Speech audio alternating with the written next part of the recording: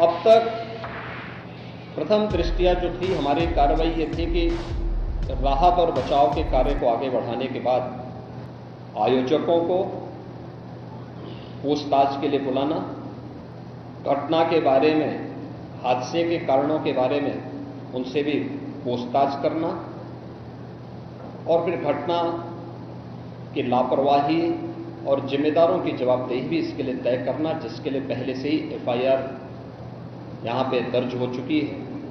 इसके लिए कार्रवाई आगे बढ़ रही है। हम लोग इस बात को किसी भी प्रकार से डिनाई नहीं कर सकते कि इस प्रकार की घटना केवल एक हादसा नहीं होता है।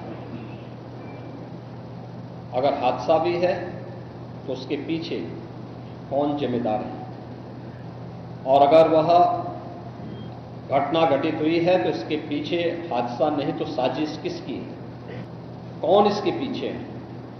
इन सभी पहलुओं को लेकर के राज्य सरकार ने तय किया है कि हम इसका एक जुडिशियल इंक्वायरी भी करवाएंगे, और जुडिशियल इंक्वायरी हाईकोर्ट के एक रिटायर्ड जज की अध्यक्षता में होगी, जिसमें प्रशासन और पुलिस के भी रिटायर्ड सीनियर अधिकारियों को रख करके इस पूरी घटना की तह में जाकर के जो भी इसके लिए दोषी होगा उन्हें इसकी सजा देना, और इस प्रकार की घटना की पुनरावृत्ति न हो, इनके बारे में एक सुझाव और एक एसओपी उनके माध्यम से बनाई जा सके, जिसे आगे इस प्रकार के किसी भी बड़े आयोजन में लागू किया जा सके।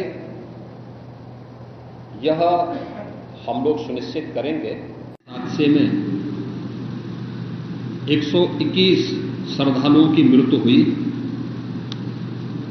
जो उत्तर प्रदेश के साथ साथ हरियाणा, राजस्थान और मध्य प्रदेश से भी जुड़े हुए थे। 121 में से 6 मृतक ऐसे थे जो अन्य राज्यों से थे। हाथरस के जिला हॉस्पिटल में मैंने जो घायल हैं, 31 ऐसे घायल हैं जो हाथरस, अलीगढ़, एटा और आगरा के हॉस्पिटल में जिनका उपचार चल रहा है, और उसमें लगभग सभी आउट ऑफ डेंजर है या उनकी कथा संपन्न हुई। तो कथावाचक के मंच से उतरने के बाद जीटी रोड में जैसे ही उनका काफिला आया था तो उन्हें छूने के लिए जब महिलाओं का एक दल उधर बढ़ा तो उनके पीछे पीछे भीड़ गई, और इसी के बाद वे एक दूसरे के ऊपर चढ़ते गए। सेवादार भी लोगों को धक्का देते रहे, जिसके कारण दोनों ओर, जीटी रोड के दोनों ओर और जीटी रोड के अंदर भी ये सब हादसा वहां पर होता हुआ दिखाई दिया। इसका सबसे दुखद पहलू ये था कि इस प्रकार के आयोजन में जो सेवादार प्रशासन को अंदर घुसने नहीं देते, दुर्घटना होने के तत्काल बाद या दुर्घटना के दौरान प्रारंभिक रूप में इन्होंने पहले वहां पर इस मामले को दबाने का प्रयास किया, लेकिन जब उन्हें प्रशासन ने हॉस्पिटल ले जाने की कार्रवाई प्रारंभ की तो इनमें ज़्यादातर सेवादार वहां से भाग गए। इस पूरी घटनाक्रम के लिए हम लोगों ने एडीजी आगरा की अध्यक्षता में एक एसआईटी गठित की है, जिसने अपनी प्रारंभिक रिपोर्ट दी है, और इस घटना की तह में जाने के लिए उनसे कहा गया है। बहुत सारे ऐसे पहलू हैं जिन पर जांच होनी बहुत आवश्यक है। जुडिशियल इंक्वायरी के बारे में आज ही इसके नोटिफिकेशन शासन के द्वारा भी जारी हो जाएगी। यह हर व्यक्ति जानता है कि सज्जन के फोटो किसके साथ में है, उनके राजनीतिक संबंध किन के साथ जुड़े हुए हैं। तो स्वाभाविक रूप से आप लोगों ने इस बात को देखा होगा कि पिछले दिनों रैलियों के दौरान इस प्रकार की भगदड़ कहाँ मचती थी और कौन इसके पीछे थे, और मुझे लगता है उसकी तह में जाना आवश्यक है। जो लोग निर्दोष लोगों के जीवन के साथ खिलवाड़ करते हैं और उनकी जवाबदेही भी इसके साथ तय होगी। देखिए, प्रशासन प्रथम दृष्टया ये मान के चलता है कि धार्मिक आयोजन है, उनके सेवादार इस प्रकार के आयोजनों की जिम्मेदारी अंदर से स्वयं निभाएंगे। और बड़े बड़े आयोजन होते हैं, ऐसा नहीं कि ना होते हो।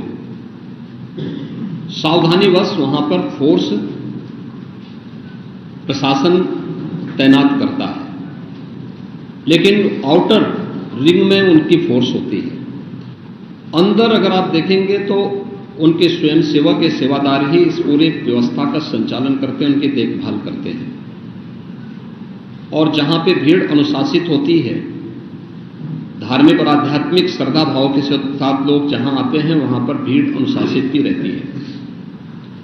लेकिन जब वही कार्यक्रम निहित स्वार्थी तत्वों के हाथों का खिलौना बन जाता है, तो वह अनुशासनहीनता का नजारा वहां पर भी देखने को मिलता है।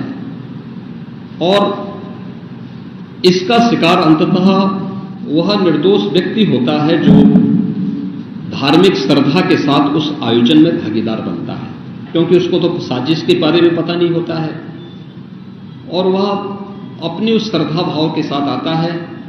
लेकिन साजिश करने वाले लोग अपनी साजिश करके फिर वहां से चुपचाप खिसकने का प्रयास भी करते हैं। होना ये चाहिए था कि अगर हादसा था तो सेवादारों को वहां पर इस पूरी घटना को पहले तो अपनी व्यवस्था को सुदृढ़ करना चाहिए था, और अगर सुदृढ़ नहीं कर पा रहे थे तो प्रशासन का सपोर्ट लेकर के हादसे के शिकार लोगों को हॉस्पिटल पहुंचाने की व्यवस्था करनी चाहिए थी, उपचार की व्यवस्था करनी चाहिए थी।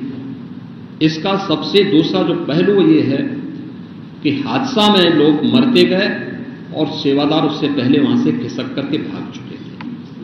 हम इसके तहत निष्कर्ष पर आएंगे और इस प्रकार के बड़े बड़े आयोजन हम लोग करते रहे हैं, लेकिन कहीं भी कोई इस प्रकार की चीजें नहीं आई हैं। और मुझे लगता है हम लोगों ने इस प्रकार के बड़े बड़े आयोजन हमेशा किए हैं, कुंभ जैसे बड़े आयोजन किए हैं, लेकिन इसीलिए मैंने कहा कि इसकी तह में जाना आवश्यक है कि आखिर इसके पीछे कौन लोग इसके लिए जिम्मेदार हैं। प्रथम दृष्टया पहले FIR उनके खिलाफ होती है और इसके बाद फिर उसका दायरा बढ़ता है। ये सभी अन्य लोगों के दायरे में आएंगे, जो भी इसके लिए जिम्मेदार होंगे वे इसमें आएंगे। केंद्र और राज्य सरकार ने आर्थिक सहायता की भी घोषणा की है। जो निर्दोष लोग इस पूरे हादसे के शिकार हुए हैं, उनके जो नाबालिग बच्चे हैं, जो स्कूल में पढ़ने वाले बच्चे हैं, उनको हम उत्तर प्रदेश मुख्यमंत्री बाल सेवा योजना के अंतर्गत उन बच्चों की पढ़ाई की व्यवस्था हम लोग राज्य सरकार से करवाएंगे। उन्हें जिस भी स्कूल में पढ़ रहे होंगे, जिन भी संस्थाओं में पढ़ रहे होंगे, या उनके स्कॉलरशिप आदि की व्यवस्था के लिए भी राज्य सरकार ने तय किया है। और प्रत्येक मृतक के परिवारजन को भी केंद्र और राज्य सरकार मिलकर के 4 लाख रुपए की सहायता और गंभीर रूप से घायल व्यक्ति को 1 लाख रुपए की सहायता दे रही है। धन्यवाद।